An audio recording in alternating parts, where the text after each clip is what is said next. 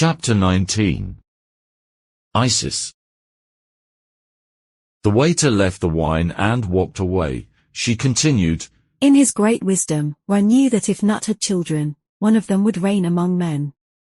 Jealous of her power, he cursed Nut. She could not bear children on any day of the year. With a heavy heart, Nut went to Thoth, the great god of magic, wisdom, and learning, Ra's son who loved her.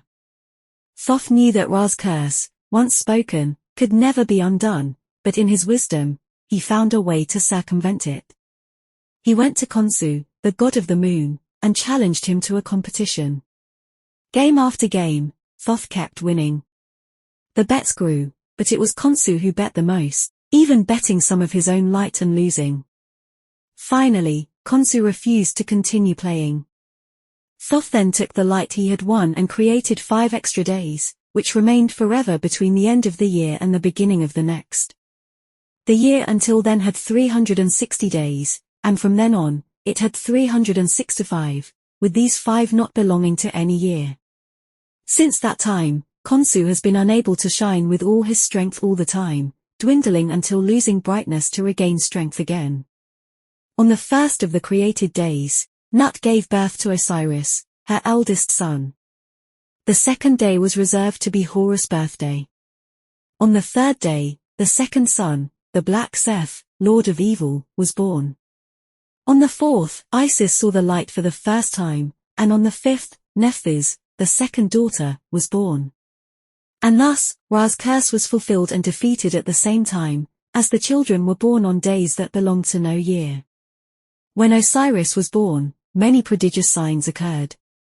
Perhaps the most extraordinary was the voice heard in the sacred sanctuary of Thebes, on the Nile, now called Karnak, which spoke to a man named Pamales, urging him to proclaim to all men that Osiris, the great and pious king, had been born to bring prosperity and joy to the whole earth. When Osiris grew up, he married his sister, Isis, a custom that all pharaohs have embraced since then. Now, of all Nut's children, Isis was considered the wisest.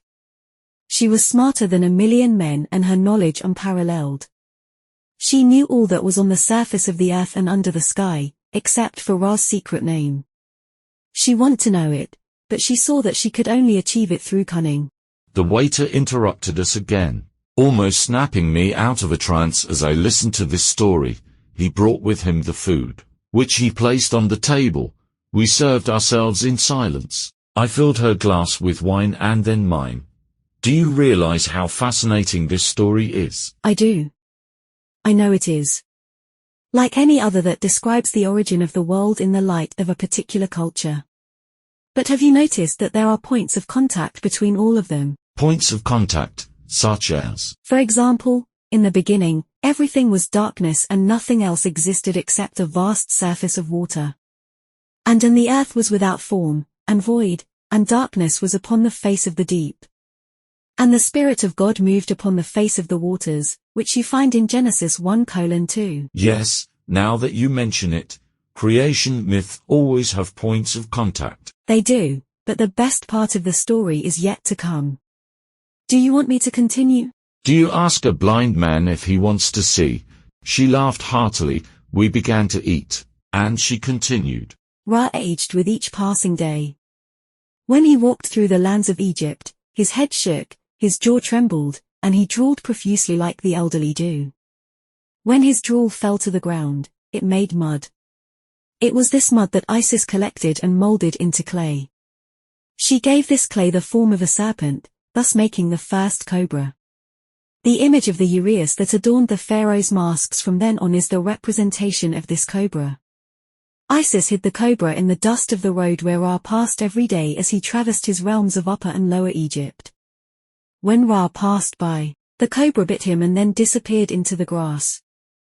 Her venom ran through Ra's veins and left him speechless for a while, except for the cry of pain that he let out and was heard all over the earth, from east to west.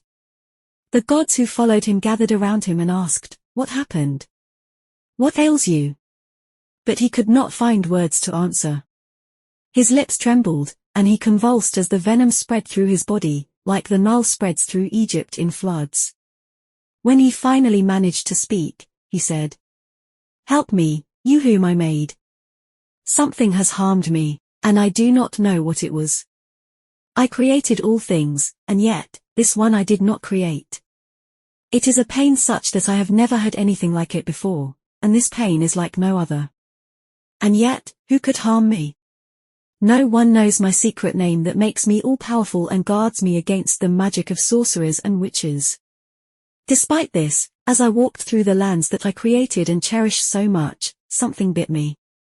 And it is like fire, but it is not fire, it is like water, but it is not water.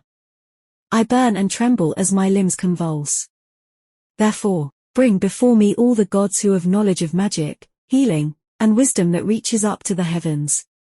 All the gods came, and they all wept and lamented what had happened to Ra. With them came Isis, the healer, the queen of magic, she who breathes the breath of life and knows the words to give life to the dying. And she said, "What happened, Divine Father? Did a snake bite you? Did a creature of your own creation rise against you? I will make it appear with my magic, I will make it tremble and fall before your glory." I was walking through the two lands of Egypt as I always did, Ra replied to her, for I wanted to contemplate all my creation. And it was during the walk that I was bitten by a snake that I did not see, a snake that was not my creation.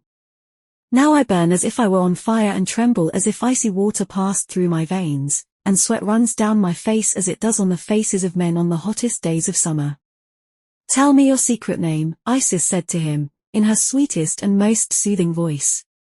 "Tell me, Divine Father, for only by saying your name in my incantations will I find a cure for you."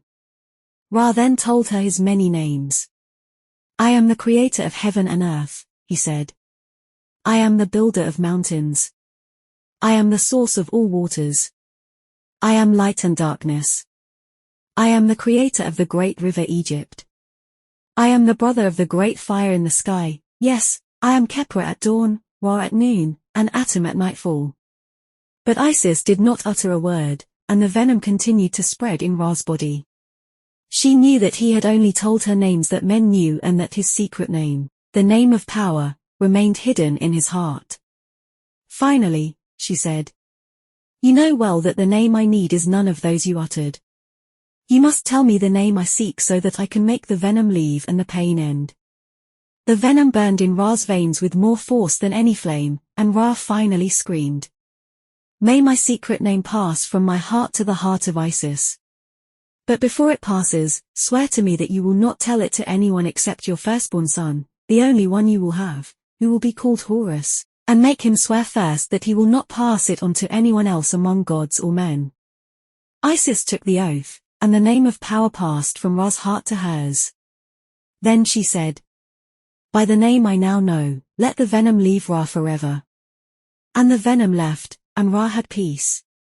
But he could not return to reign on earth and thus withdrew to the sky, where he continues his journey during the day and continues at night in the underworld.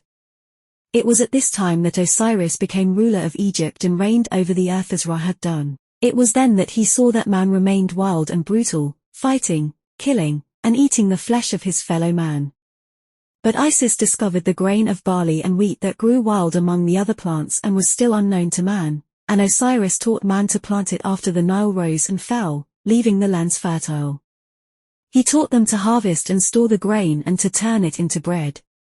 He also showed them how to plant vines and make wine.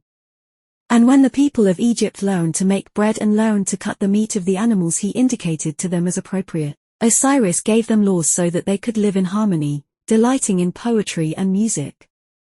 And as soon as Egypt was filled with plenty and peace, Osiris set out to bestow his blessings on other peoples. And when he was absent, he left the governance of the earth to Isis, a task she performed well and wisely. Silence fell. The utensils were already set aside on the plates, waiting to be removed from the table. I looked at her. She took a sip of wine, she placed the glass down and asked me, "Did you enjoy the story?" "I loved it," I said after a pause as I reflected on what she had told me. Then I continued, "The secret name of God. The name that gives power to the Almighty.